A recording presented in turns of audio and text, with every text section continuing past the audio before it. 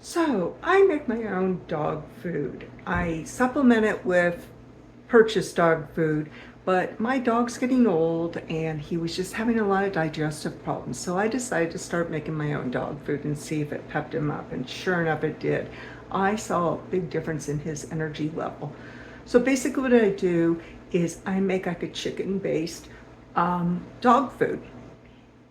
And today I'm going to show you how to make that. It's very simple. I do it on the weekends. It doesn't take a whole lot of work and he just loves it. And basically what I do is I supplement it with a little bit of kibble in his bowl and with my chicken mixture.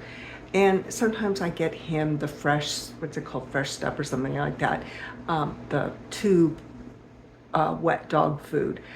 Because he's getting older, the kibble's a little harder on his teeth and I've just seen a really big difference. So let me show you how I do it.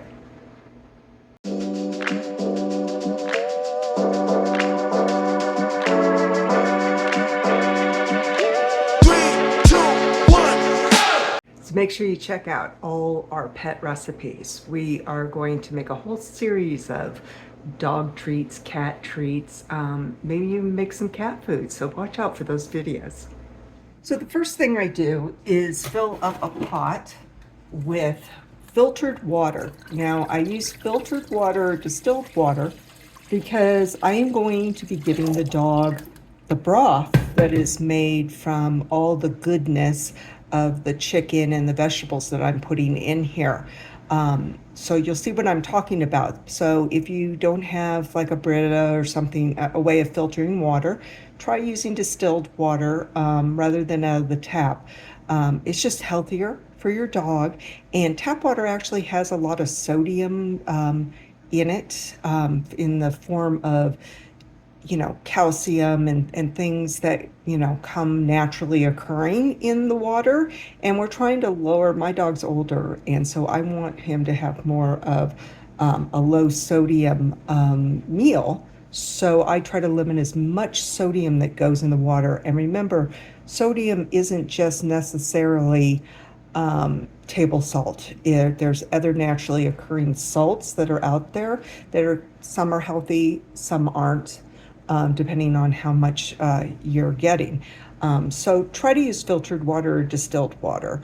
So basically I usually fill it up just to cover up the chicken, and it's usually about up to here. So I really don't have a measurement. It just depends on how much chicken I have. So now I have it filled with water, and I'm going to be once the broth cools after cooking, I'm going to be putting them in these containers I bought, these tall ones. So want to put them in when they're cool, because you never want to put anything in plastic when it's hot, because it can leach the chemicals out of the plastic.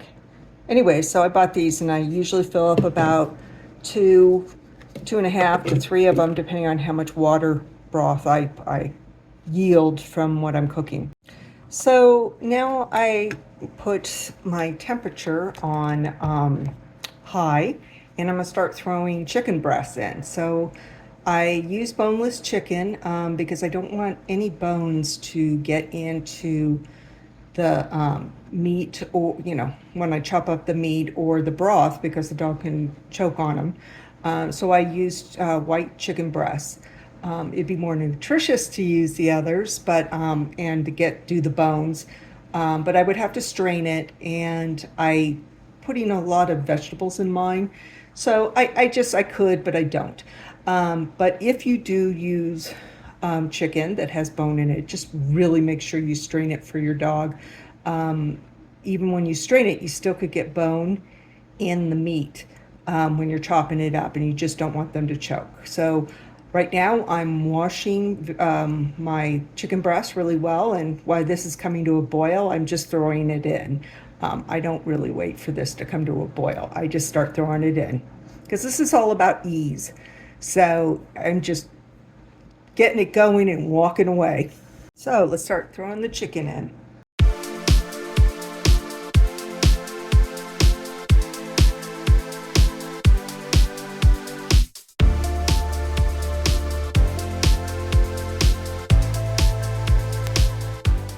So I have a nice flat of chicken. Now this chicken was $15, and so it's $2.99, basically $3 a pound.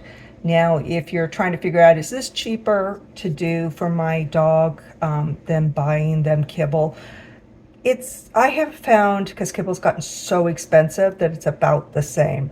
And again, I supplement this with the other food that I give him. And your dog's health, it's worth it. It definitely is worth it. And again, I've seen such a difference in my dog. Okay, so I just bring this to a boil and I let it cook and then once it comes to a boil, I turn it down to simmer. And then I let it simmer for about 10 minutes. Around 10 minutes is when I put in any vegetables that I'm going to be using. So normally I do not use carrots.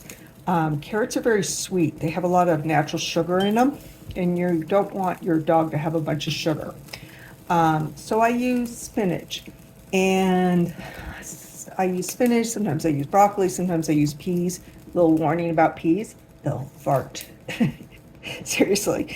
So if you put any peas in, just don't go overboard because your dog will fart up a storm. What else do I put in? Kale sometimes. Sometimes I mix it with a little, brown rice or rice.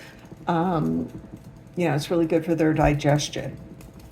So I basically just use frozen vegetables, or if I have some vegetables I need to use up in my crisper, I also throw those in. But I always check online first to make sure whatever I'm using is okay for dogs. If they say, it's okay, but in moderation, then I just use a little. So today I have some kale in my freezer. I'm going to put some of that in. Again, I don't measure. I just kind of eyeball it. And then I have some butternut squash that I thought would be nice. It's filling. It's a lot of fiber, a lot of vitamin C because of its orange color, vitamin A. So let's go look online and let's make sure that this is okay to give to dogs. So I just looked up, basically Googled, is butternut squash healthy for dogs? Now, I usually will only go by a site where it's a vet, not another person cooking, just somebody that doesn't show that they have any kind of credentials. So I advise you to do that. Just make sure you go to a site that is a reputable pet site. Let's see what AI came up with. So I typed in, is butternut squash healthy for dogs? And it says, yes, butternut squash can be healthy for dogs when prepared correctly. It's nutritious and can be a treat or part of a meal without causing stomach issues. That's important, especially in an older dog. Butternut squash is high in vitamin A, which can help with digestion and make dogs feel full. Hence, I was telling you about the fiber in it. It's high in fiber. It's also lower in calories and carbohydrates than sweet potatoes, making it a good option for dogs who are overweight or have sweet potato allergies. I didn't know about a sweet potato allergy in a dog. I'm going to have to look that one up. So now we're looking up kale. I still have butternut in there. We're looking up kale or spinach because those are two things I always put in my dog food. And then I leave it in the broth, and it's just a lot easier when it's in the broth. So let's find one that is reputable, like Pet MD. Let's see what else we can find. Okay, here's another one by the AKC, the American Kennel Club. And it says, can they eat kale? Well, here's a good one that's reputable. This is the American Kennel Club. So I trust what they have to say. So basically they say, what types of squash should you feed to your dog? Depending on how it has been prepared, you may be able to share squash with your dog. Dr. Jerry Klein, Chief Veterinarian Officer of the AKC, advises that squash itself is safe for dogs to eat, provided seeds, skin, and rind have been removed. So we're using frozen, and which is very inexpensive. So that's all been removed. So for safety, when cooking and preparing squash, make sure to properly dispose of seeds and rinds in compost. Yes, please compost, people, or trash bins that the dog cannot access. And one of the reasons they probably bring that up is that they learn that they love it, and so when they smell it in the trash, they want it. Pumpkin's really good for dogs, but if you're using canned pumpkin, which most of us do, do not get pumpkin pie filling. Be very careful. You want raw pumpkin with no spices in it, no salt, none of the spices. The spices are not good for dogs. Ooh, this is not good. I'm glad I looked this up. I usually put spinach in mine, not kale, but it says kale can cause medical problems for dogs. There you go. That's why you need to look this stuff up. The leafy green contains several potentially harmful natural compounds, including calcium oxalate, and I have no idea how to say the other one. But it goes on to say can cause issues such as kidney and bladder stones. So there you go. So I am definitely not going to put kale in there. See what it says about broccoli. The same component, which is also found in broccoli, poses another problem. Okay, so, but it says down here, broccoli is considered safe for dogs if the total amount ingested is less than 10% of their daily intake. So it's basically saying don't overdo it. Let's see what they say about pumpkin, because I am going to be putting a canned pumpkin. So let's say, is canned pumpkin good for dogs?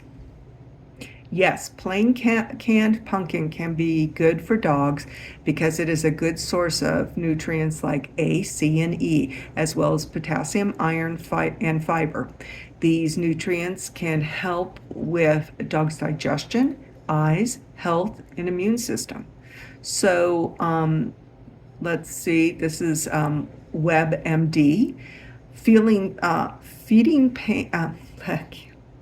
Let's start over. Feeding plain canned pumpkin gives a great boost to your dog's nutrition. Great for digestion due to the high soluble fiber content. Pumpkin is very good for your dog's digestion. If you feed your dog some pumpkin, it will add bulk to their stools. And this is why I put the pumpkin in. But I don't cook the canned pumpkin. I just put raw canned pumpkin and I mix it up with the chicken. You'll see how I'm going to do that. Also note, if you didn't know this, that chocolate and grapes are not good for dogs. Grapes are very poisonous to dogs, just so you know that. So let's get back to the chicken. All right, so this is simmering away. I was looking at things, so we're definitely not putting the kale in here after reading that kale's not good for dogs. I might have to look up spinach.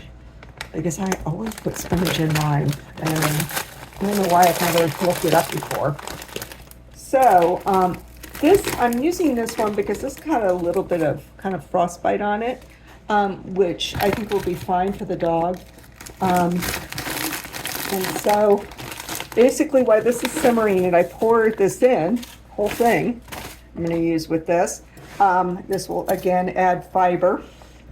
And be careful that you're not giving them too much fiber. You don't want to cause any issues. So I'll probably just add a little bit of pumpkin to this since I am using this kind of squash. Sometimes what I do is I put the pumpkin in a separate container, and then I'll put like a tablespoon or two into his food just to give it some flavor. He loves the pumpkin. I also don't want to cook it too fast because I want the goodness of this chicken and the vegetables I'm going to put in to get into this broth. So if I let it sit here and simmer and cook slowly, then I'm going to have a better broth, a stronger broth. And I'm telling you, my cat and my dog love this broth over their food. By the way, I have a lot of water in here. I usually don't fill it up this high. And the reason being is you can see it's starting to get frothy. I don't throw away that broth. I put it in the broth containers with everything else, but just be careful because froth can tend to boil over. A little trick I do is I just kind of break it up with my slotted spoon I have. I love this big slotted spoon. It's really great to hand strain things. But if you kind of break it up, then it doesn't boil over as much. Now you'll notice too, I haven't put anything else in here but water and chicken. You do not want to put any kind of seasoning in here, and especially salt. It is not good for the dog. It doesn't need to be seasoned. And if you make some rice, that goes for the rice too. So just water and chicken. So this is starting to boil, so I'm going to turn it down. So basically all you're trying to do is cook the chicken. That's all. And you want to make sure it's cooked. And so if there's any kind of bacteria in chicken, as you all know, cooking helps kill that. All right, I've just turned it off. And I'm going to let it sit here for a little bit. But I wanted to show you the broth. Make sure you stir this up too. But as you can see, you get, some pieces in there, but that's all going to stay in there. That we're going to give the dog that. We're not going to strain it out at all. When I use spinach, which I still have to look up, I keep the spinach pieces in here too and put it in the container. It's kind of strange how butternut squash loses its color, but where did that color go? It's in the broth.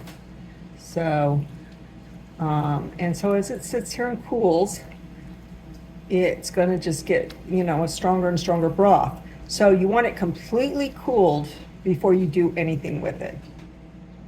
So after I put the squash in, I put up the heat a little bit to get it boiling again because it was frozen squash. And now I just turned down the heat, and I'm just going to let it sit here for probably another 5 minutes. I usually cook everything about 15 minutes total because it is white meat. It cooks very quickly. If you're unsure if your chicken is cooked, then just pull one out, cut it in half, see if it's still pink in the middle. But make sure that there is no pink to the chicken. Once after 15 minutes, I turn it off completely and I let it sit on the burner. And it will continue to cook, but that flavor will also marry into the broth and make the broth even more flavorful for the animals. Again, my cat loves this too when I put it over his food, her food. So Spock is like next to me. He knows when I am making this. He eyeballs me, and once the chicken is cooled, I give him a little pieces and stuff, and he just loves it. And as you can see, he's getting old, and this really, really helps him. Oh, Spock. I love it, Mom. I just love it. So the next thing you're going to do is you're going to bring the chicken out. So with my big strainer, I bring the chicken out, leaving the broth behind. It's okay if you get a little broth, it makes it moist, keeps it moist. I try not to get the vegetables so much because I keep that in the broth. And then it goes in the other container. And it's still a little warm, so I'll let it sit for a little bit. And then I am going to use a cleaver to just basically chop it up into pieces. Bite-sized pieces for the dog. I try to make it as small as I can because you don't want your dog to choke, okay? Sometimes I take my fingers and I break it up. My fingers kind of shred it and get it as small as I can. Okay, if there's any vegetables, I kind of break them up too. Okay, and then I let this cool completely. And then I bought a really nice a plastic container, like a Rubbermaid container that I put it in, and then I refrigerate it. Within a week, it's gone. That I wouldn't keep, do it in the same way you would anything you cook for humans, how long you keep chicken. But this, as long as you have it in a good sealed container, should last you at least, a week. But I wouldn't keep it after a week. And the amount that I've made here is usually gone within a week. And like any food that you give your dog, work them into it. Give them a little bit of the food they have with this, so it doesn't upset their tummy.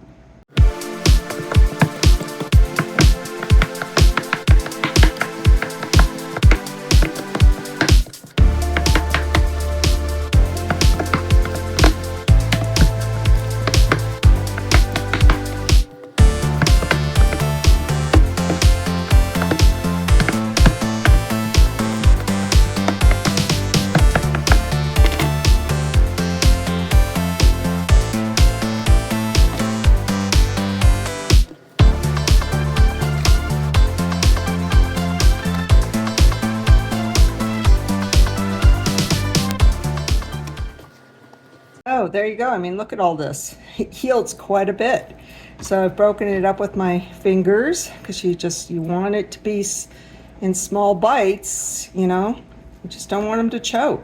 Now, a lot of times I have spinach mixed with it and, some of the spinach in there. It's my leg went out.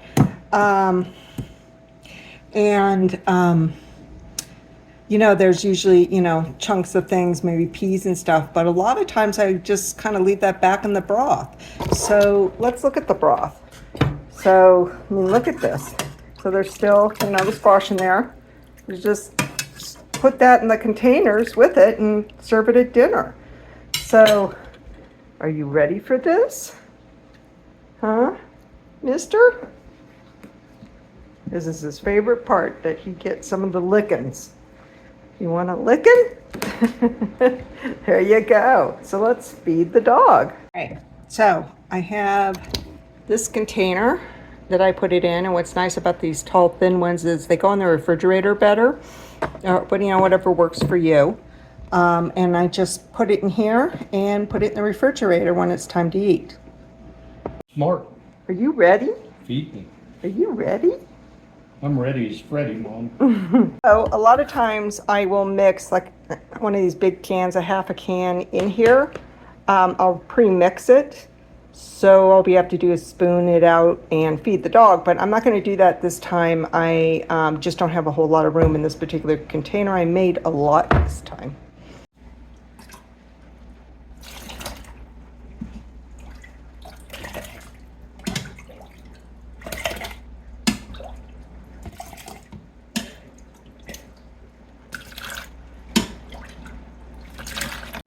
Observe who is watching me do this. He knows exactly what I am doing, and he's very excited for dinner. So as you can see, I filled these to the brim. It's a lot of nutrition on the bottom here. Broken up squash, when I use the spinach, it's spinach, and I just shake it and then pour it over his little bit of kibble he gets and the chicken that I made for even more nutrients. And then you're not giving your dog the same old gruel. When I grew up, we always gave dogs wet. Everybody did. Nobody gave them kibble, at least people I knew. And dogs lived a lot longer. They got canned wet food. And not until like the 70s, 80s did we start giving them kibble. And I used to know dogs that would, live to their 20s. And we're lucky nowadays if our dogs live to 12 and 13. Mine's 13. And I've been feeding him this way for a while. And there's been, instead of acting like an old man and always seems to be stiff and, have a lot of orthopedic problems and no energy, he's been a changed dog since I started, making my own products. So $15 worth of chicken and about $2 in frozen vegetables. compared to a $75 bag of kibble that is said to be better for your dog. And of course, anytime you change your dog's diet or do this, always talk to your veterinarian. I am not a vet. I just know what I've observed with my own dog. So if you do this and you see any problems and you hadn't checked with your vet, definitely check with your vet. So Spock, what is it you like about hiking? Dogs. What was that? Ducks. You like ducks? Prairie dogs. Prairie dogs? Spock? Shit. Cow shit? There's not supposed to be cow shit out here.